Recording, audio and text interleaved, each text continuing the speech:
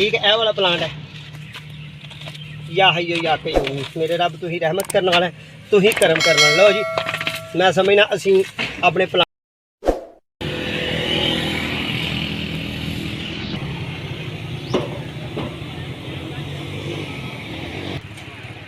औज़ुबिल्लाहिमिनश्शैतानिर्रजीम बिस्मिल्लाहिर्रहमानिर्रहीम अस्सलामु अलैकुम रहमतुल्लाहि व बरकातहू। शहराज गार्डनिंग आइडिया खुशामदीद। वेलकम करना जनाब तुहानू अपने गार्डन अपने काम। उम्मीद कर रहे सारे लोग ठीक ठाक होंगे, सारे राजी खुश होंगे, सारे अपने प्यारे नाल प्यार वंडदे होए मुहब्बत वंडदे होए अपने निज़ामे ज़िंदगी सही तरह जी रहे होंगे। लो भाई सजनों बेलियो दोस्तों अज फिर तुहानू वीडियो देनी है फ्रूट प्लांट से। तो बड़ा प्यारा तो बड़ा खूबसूरत प्लांट है। तो उस प्लांट के मुतलका यही है कि उसकी अफजाइश किस तरह होती है, किहड़े मामला च होंदी है, किस तरह ते किहड़े वक्त च किस तरह करनी है। ठीक है जी। मेरी वीडियो देखने तो पहला मेरे चैनल को करो सब्सक्राइब, बैल आइकन के बटन दबाना है, दोस्तों नाल शेयर करना है, तो वीडियो सारी मेरी देखनी है। ठीक है। तो जो नवे व्यूअर जिन्होंने वास्ते टिप्स है कि फ्रूट प्लांट, फ्लावर प्लांट, जनाब vegetable plant, indoor plant, outdoor plant, छाँव वाले पौधे, बड़े बड़े ट्री, इन्होंने सारे पौधों से मैं अलहमदुलिल्लाह वीडियो रखी ने। मेरे चैनल की आईडी जाओगे ताकि काम की वीडियो तुहानू मिलेगी। Small terrace plant, flower plant, बड़ी बड़ी प्यारियां वीडियो ने जिस मैं माली हाँ। तो मेरा अलहमदुलिल्लाह नर्सरी का कारोबार है, तो नर्सरी है मेरी। ठीक है जनाब। तो आओ फिर अज तुहानू फ्रूट प्लांट से दईए वीडियो। तो वीडियो तुहानू काहदी देनी है फ्रूट प्लांट से दोस्तों। वीडियो ये है साड़ी कि केले का प्लांट किस तरह तैयार कर होंदा है, तो जर्मीनेशन किस तरह होंदी है, उसका बीज किस तरह आना, तो की मामला होंगे किस तरह। सजनों बेलियो दोस्तों गल इंज है कि केले का बाज़ औकात बी भी जमाया जाता है। पुराना कदीमी तरीका जो केले का बीज जमान का वो इस तरह से कि गलिया होया केला लेना, फुल पक्का केला लेना, तो छोई या कोई कपड़ा लेना है, कपड़ा तो नहीं खैर छोई लैनी है। छोई किलो ने पराली नहीं होंगी, पराली मुंजी का तना ਉਹਨੂੰ ਲੈਣਾ लैके तो जनाब ਉਹਨੂੰ अच्छे तरीके नाल असी ना ਉਹਦੀ खबड़ी वटनी है, ਉਹਦੀ रेबरी बना लेनी है जूस नमा, ਉਹਦਾ बीज ਵਿੱਚ ही होना। तो ਉਹਦੇ जूस नाल ਉਹਦੀ खबड़ी वटनी है, तो खबड़ी जमीन से बिछा के थोड़ी थोड़ी मिट्टी पा देनी है, ਉੱਥੋਂ केले के प्लांट वो खबड़ी के उगणगे, पनीरी इस तरह हो जाती है। ठीक है। ये तरीका एक कदीम सी, अज तो कोई 100 साल पहला 70 साल पहला तरीका एक कदीम ये सी कि असी केले के प्लांट की जर्मीनेशन किस तरह करनी है, तो किहड़े मामला करनी है, तो की मामला। ठीक है। ये तरीका एक कदीम सी। हुण तरीका जदीद है कि केले की प्लांटेशन करनी है, केले की अफजाइश करनी वधानी है, तो वो किस तरह वधानी है, तो की करना है। दोस्तों केला एक कमादनमा पौधा होंदा है, तो तने तो स्टिक लैंदा, तो तने तो ये बेबी होंदे ने, तो तने तो ये चलदा है। ठीक है। ਇਹਦਾ तना लेना है, केले ਦੇ ਨਾਲ केला ਵੱਡਾ ਥਮੀ ਹੋਏਗੀ ना, तो ਉਹਦੇ ਨਾਲ छोटा बेबी होया होएगा एडा सारा एडा ਵੱਡਾ भी, तो ਉਹਨੂੰ ਤੁਸੀਂ ਪੁੱਟ ਕੇ ਉਹਨੂੰ ਅਖੇਰ ਕੇ ਤੇ ਤੁਸੀਂ केले ਨੂੰ बदल दोगे, तो ਤੁਹਾਡਾ केले ਦੀ जर्मीनेशन होएगी, केले ਦੀ प्लांटेशन होएगी, केले ਦੀ जगह बदली जाएगी फ्रूट प्लांट। आओ फिर मेरी नर्सरी केले के पौधे लगे नहीं, तुहानू टिप्स देने, वरना मैंने जरूरत नहीं क्योंकि मैं इत्थे पुट के फ्रैश सेल करना, पर तुहानू टिप्स देने कि जो VIP नर्सरियां वाले को केला लैन जाते हो, तो तुहानू केले का पौधा किस तरह तैयार करके तो किस तरह तुहाडे हवाले कर देने। जे तुहाडे कोल केले का प्लांट लग्या तो तुसीं भी उन्होंने किसी दोस्त को लिया सकते हो, लिया के तो इस्तेमाल कर दो। बाकी गल्लां बाद च करने आ, तुहाडी सपोर्ट की बेहद जरूरत है, तुसीं सानू सपोर्ट करो। आओ फिर केले की प्लांटेशन करिए, यानी कि केले के पौधे की अफजाइश नस्ल करिए। आओ चलिए। आधार मेरे को है, तो केला मेरा लगा है माशाल्लाह अल्हम्दुलिल्लाह। दोस्तों यह बड़े जो केले ने बड़े थमने, इसका साइज बहुत बड़ा होंदा है।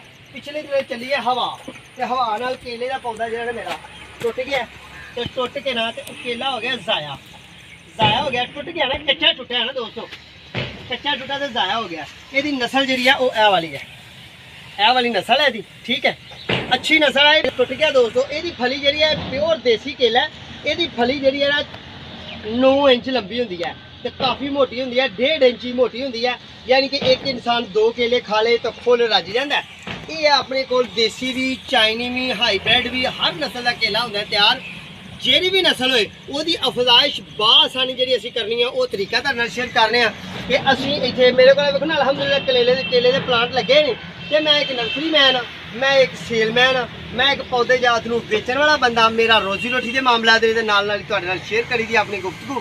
अज असी केले की करनी है कि केले की अफजाइश किस तरह होंदी है।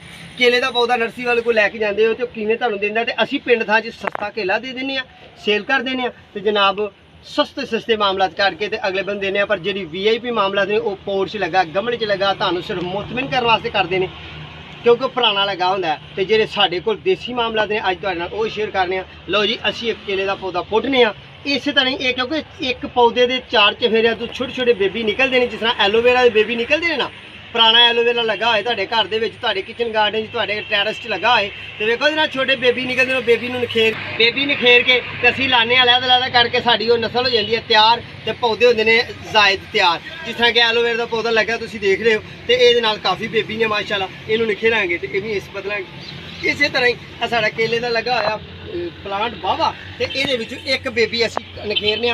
कोशिश करी दी है कि जो भी बेबी लैना केले का वो 1.5 फुट तो बड़ा ना होए, जो बड़ा भी हो तो चल जाना, पर जरा थोड़ा जहा परेशान करके छोटा बेबी एक लेनी लैके गमले च लाने तो जनाब तुहानूं अच्छा जहा व्यू देने। लो जी असीं आ गए अपने केले के प्लांट को, यह देख रहे हो यह बहुत बड़ा प्लांट है, यह भी कन्वर्ट हो जाता दोस्तों, यह बहुत वड्डी मुड्डी जी है, यह भी कन्वर्ट हो जाती है, यह भी कन्वर्ट होंगी है, पर असीं जिन्हों कन्वर्ट करना है वो यह वाला बेबी है साड़ा, ठीक है, यह वाला प्लांट है। या हयो या कयो मेरे रब तुही रहमत करने वाला, तुही करम करने वाला। लो जी मैं समझना असीं अपने प्लांट नूं नखेर लिया, अलहदा कर लिया। लो यह देखो माशाअल्लाह अल्हम्दुलिल्लाह, यह साड़ा केले का प्लांट असीं अलहदा कर लिया। इस तरह ही यदी जदीद तरीके की अफजाइश जी करनी है वो इस तरह करनी है। यह जरा निकलियां ने एक साइड तो थोड़ा जहा कटिया गया क्योंकि बेबी सी नाल, तो जे इनू असीं बदलांगे ना, यह वाले प्लांट में बदलांगे तो यह भी साड़ा चल जाएगा। पर मैं फ्रैश पौधा लेना होंदा दोस्तों, फ्रैश पौधा लेना होंदा है।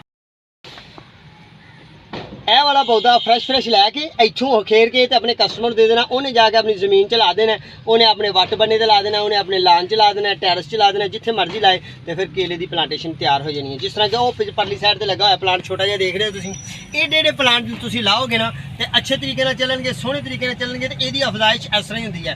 बीज वाला दोस्तों तरीका कदीम है, तरीका जदीद यह वाला ही है, क्यों कि ये उत्ते केले लाने ने तो केले ही तैयार करने ने, तो माशाअल्लाह अल्हम्दुलिल्लाह देख रहे हो तुसीं इहदियां जड़ां निकल रही ने। इन्हूं असीं इन्ना पोर्ट च लाने तो फिर ये पोर्ट हो गया शहर की VIP नर्सरी कि भाई हमें केले का पौधा दें।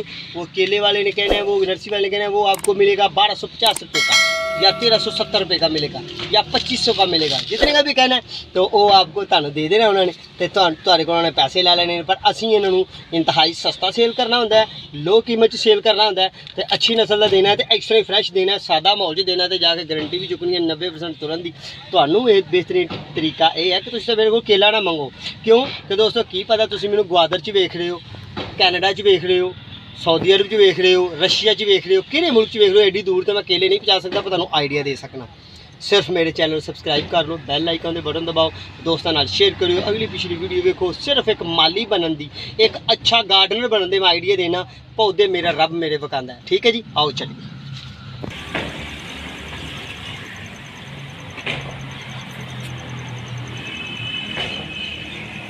साढ़े को खाली पोट है, खाली गमला, तो ये VIP तरीके तैयारशुदा पौधा मिलता है। ज़्यादातर शहरों दी नर्सरियां वो इस तरह ही देते हैं, ऐसा नखेरिया होंदा है। तो दोस्तों पौधा टाइम नहीं लेंदा, मैक्सीमम 15 दिन या एक हफ्ता के पौधा तैयार ही तैयार है। हुण भी जमीन चलाओगे तो पौधा तैयार है, इन्हें वधना ही है इंशाल्लाह। तो जे इस तरह तुहानूं मिल जाए तो ये भी बैल है।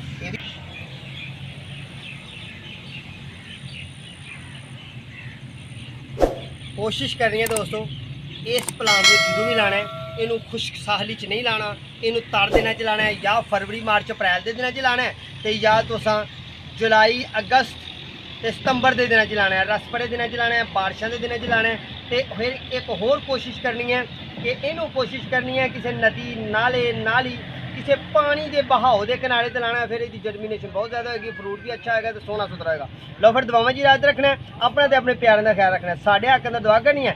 इंशाल्लाह बफजल ज़िंदगी दोबारा फिर मुलाकात होगी। उन्नी देर तक अपने मेज़बान तो कैमरामैन तो टीम तो नर्सरी दो इजाज़त, फिर जल्दी मुलाकात होगी। हूँ पानी पा लीए, अल्लाह ने के बाद। बिस्मिल्लाहिर्रहमानिर्रहीम, मेरे अल्लाह तू ही बरकत पाने वाला।